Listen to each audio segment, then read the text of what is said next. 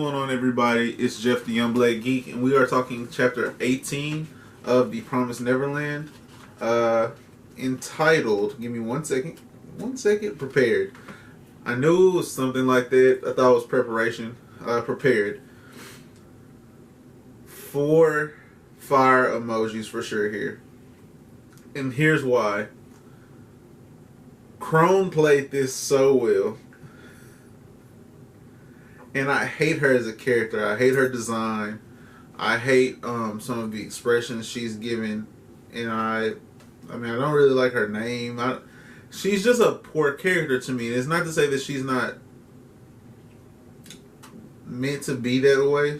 She's meant to be unappealing. So, success. It was It was a success by Shirai. Now, Don has like this weird complex, and I do want to point out that he was throwing in one hitter quitter Mike Tyson hooks, the way he stole Ray and Norman, and how he was finna steal Emma, and I probably was going to be done with him had he hit Emma the way he hit them. Just that I'm not for that. But the way he hit Ray and Norman, and then he was like, "We're supposed to be siblings," bro. That resonated, like. And it also resonated because he wasn't angry because he felt pitied, but it was a solid enough excuse to go steal off on them the way he did.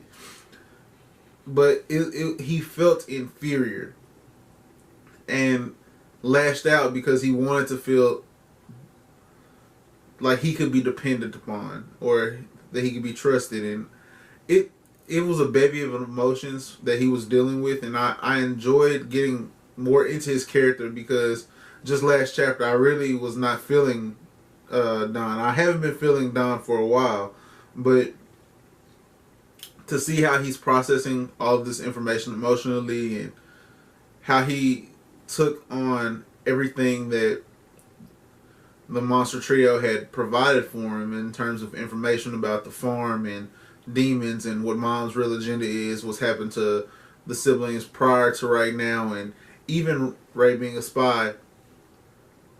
For him to process that, understand the truth to it, lash out of course, but not have a breakdown, I thought was huge for his character. I'm liking Gilda a little bit more because we're starting to see some personality out of her, and I think her greatest strength is how understanding she is, especially of Emma. Because this volume, the 2 chapters I've read of this volume so far, have been very centered on how strong Emma is becoming and how dependable Emma is becoming. I did enjoy the fact that she is still having her happy little girl moments. Like, I think that's big for her to not go to this gloomy character, because at the end of this, I don't think she'll lose herself. Regardless of how this turns out, I don't think she'll lose herself. But to see her be able to switch back and forth from like this serious leader type character with huge ideals to like a playful 12-year-old girl, is great writing. It's great writing in general. And Norman or Ray, I'm not quite sure which one of them it was a lot like me. Like, oh, I'm surprised that you discovered this in the books. And she was like, no. Phil's the one that discovered this. And Phil is one of the younger kids. And so he was like, Phil said it says run because there's Morse code in this children's book that he's reading by William. And I just forgot William's name, bro. William Minerva. I didn't read it, but by William Minerva, it's one of his old books. It's an old children's book, and it says run in the back. And of course, Phil's just like, oh, it's a children's book, and it's telling me to go exercise or some dumb stuff like that. But it was like, oh, maybe they all have this in them. And to see how she took like that tidbit of information. Now, what I worry about is who else did Phil go tell. Mainly, did he go tell one of the adults? Like, oh, I found Morse code in this book and it said run, and now that triggers the adults because they understand like what else could be in these books that these kids have been reading for who knows how long, especially Ray, Norman, and Emma, the three most intelligent kids. What could they have done with that information? Like, how could they have been processing the Morse code and putting pieces together and understanding that Ray knows what's going on already? That could be very alarming to one of the adults. I'm not sure that Crone knows that Ray is Isabella's spy. That information hasn't been given to us yet. But Isabella for sure, if someone was like, Mom, there's Morse code, it says run in this children's book, hell's about to break loose. Speaking of hell breaking loose, Crone. Now, I don't know how much of this she saw and heard, but she hid out, and I wanted to go back just to see like if there was any angle before she's revealed that you can see her, like maybe her shadow in one of the windows, and you kind of can a little bit, but how much does she know? How much could she overhear from where she was at without revealing herself? What are her plans going forward? Because she's becoming an intricate piece to the plot besides just driving how fast the escape goes.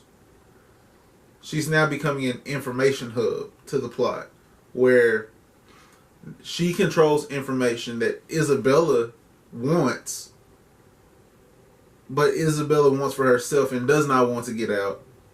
She also controls information that the kids don't want to get out. Maybe, because we don't know what all she knows. She literally could have been far away enough to only be able to see who was through the window. And, you know what I'm saying, and read lips.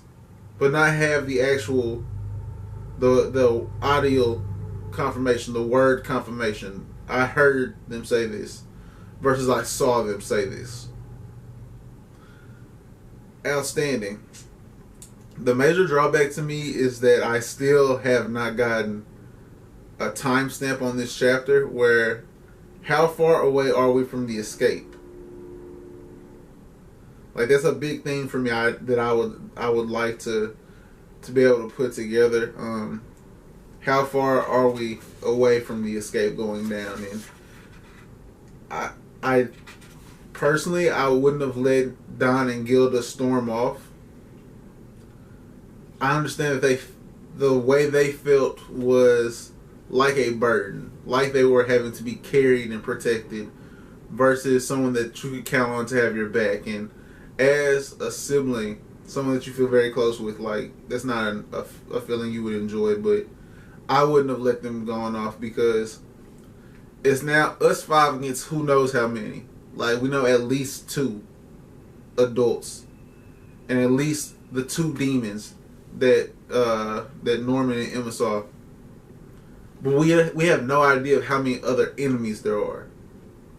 So if we're going to have an emotional breakdown over what's going on, we need to keep it in-house as much as possible. Walking around to cool off is not a smart plan. Because split forces aren't forces.